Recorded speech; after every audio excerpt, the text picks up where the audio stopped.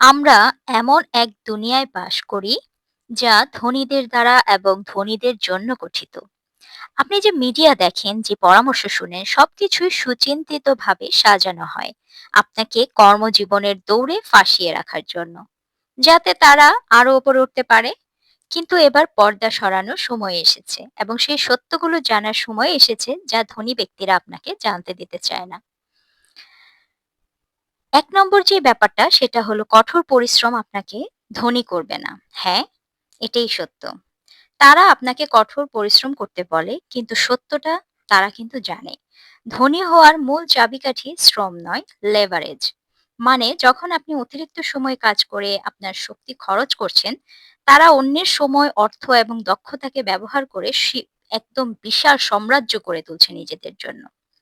তারা চায় আপনি বিশ্বাস করুন যে টাকা খারাপ জিনিস। আপনি যদি মনে করেন টাকা লোভ এবং দুর্নীতির প্রতীক, তাহলে আপনি কখনো এটি অর্জনের জন্য আত্মবিশ্বাসী হবেন না। অথচ ধনীরা জানে যে অর্থ কেবল একটি হাতিয়ার, যা সঠিকভাবে ব্যবহার করলে প্রভাব বিস্তারের শক্তিশালী মাধ্যম হতে পারে। সঞ্চয় আপনাকে ধনী করবে না। তারা বলে সঞ্চয় করুন এবং মিউচুয়াল ফান্ডে বিনিয়োগ করুন। কিন্তু নিজেরা তা করে না। তারা বিনিয়োগ করে বড় ঝুঁকি, বড় লাভের সুযোগে। Startup, real estate, stock market এবং ব্যবসায়, যা তাদের সম্পদকে বহুগুণ বাড়িয়ে দেয়।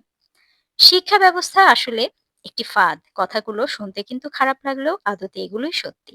শিক্ষা ব্যবস্থার মূল উদ্দেশ্য হলো আপনাকে আজ্ঞাবহ কর্মচারী বানানো, উদ্যোক্তা বা ঝুঁকি গ্রহণকারী নয়। আপনাকে শেখানো হয় কিভাবে অর্থের জন্য কাজ করতে হয়, কিন্তু ধনী ব্যক্তিরা শেখে কিভাবে অর্থকে তাদের জন্য কাজ করানো যায়। কর ব্যবস্থা ধনীদের জন্য সুবিধাজনকভাবে তৈরি। এটা কি আপনি জানতেন? তারা জানে কর কমানোর উপায়, আইনি ফাঁকফোকর এবং বিভিন্ন কর সুবিধা। কিন্তু সাধারণ মানুষ তাদের আয়ের বড় একটি অংশ কর হিসেবে পরিশোধ করতে বাধ্য হয়। ধনীরা বেতনভোগী নয়, তারা সম্পদের মালিক, আর সম্পদের উপর করের যে হার সেটা কিন্তু ভিন্ন রকম। ঋণ হলো শক্তিশালী অস্ত্র। যদি আপনি এটি ব্যবহার করতে জানেন, তাহলে তো আপনি আসল ব্যাপারটা জেনে যাবেন। সেটা তারা কিন্তু হতে দেয় না। তারা চায় আপনি ঋণকে ভয় পান। কিন্তু ধনীরা ঋণকে ভয় করে না। তারা কিন্তু আরো বেশি সম্পদ অর্জন করতে ঋণ গ্রহণ করে থাকে। তারা অন্যের অর্থ ও পিএম দিয়ে বিনিয়োগ করে এমন সম্পদ কেনে যা তাদের জন্য নিয়মিত আয় সৃষ্টি করে, এবং সেই আয় দিয়েই তারা সেই ঋণ পরিশোধ করে ফেলে। আপনার ভোগবাদ তাদের বিলাসী জীবনযাত্রার মূল কারণ। প্রতিবার আপনি যখন নতুন একটি মোবাইল বা ফ্যাশনেবল পোশাক বা দামি কফি কিনছেন, তখন আসলে আপনি তাদের পকেটেই অর্থটা কিন্তু ঢালছেন।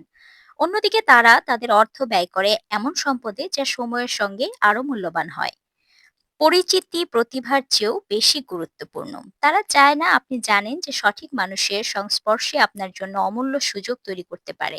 তারা নিজেদের জন্য একটি এলিট নেটওয়ার্ক তৈরি করে, যা তাদের ধনী থাকার সুযোগ নিশ্চিত করে এবং বাইরের লোকদের প্রবেশের পথ বন্ধ রাখে।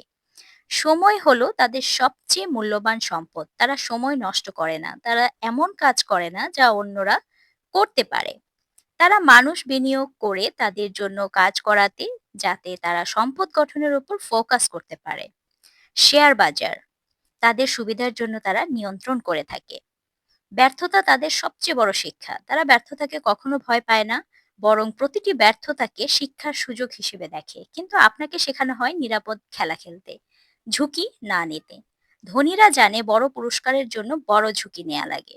তারা চায় আপনি অজ্ঞ থাকুন। যত কম আপনি অর্থ বিনিয়োগ ব্যবসা সম্পর্কে জানবেন, তত বেশি তারা আপনার শ্রম, সময় এবং ভোক্তা স্বভাবকে কাজে লাগিয়ে নিজেদের আরো ধনী করে তুলতে পারবে। তাহলে এখন আপনাকে কি করতে হবে? এই নিয়ন্ত্রিত খেলায় আর অংশ নেবেন না। টাকার ব্যাপারে জ্ঞান অর্জন করুন, ইনভেস্টের মতো চিন্তা করুন, ইনভেস্টরের মতো চিন্তা ভাবনা করতে শিখুন, এবং ভোগের পরিবর্তে সম্পদের মালিক হওয়ার দিকে মনোযোগ দিন। গড়পড়তা জীবনের শৃঙ্খল থেকে বেরিয়ে এসে নিজের সাম্রাজ্য নিজে গড়ে তুলুন। এখন সময় এসেছে।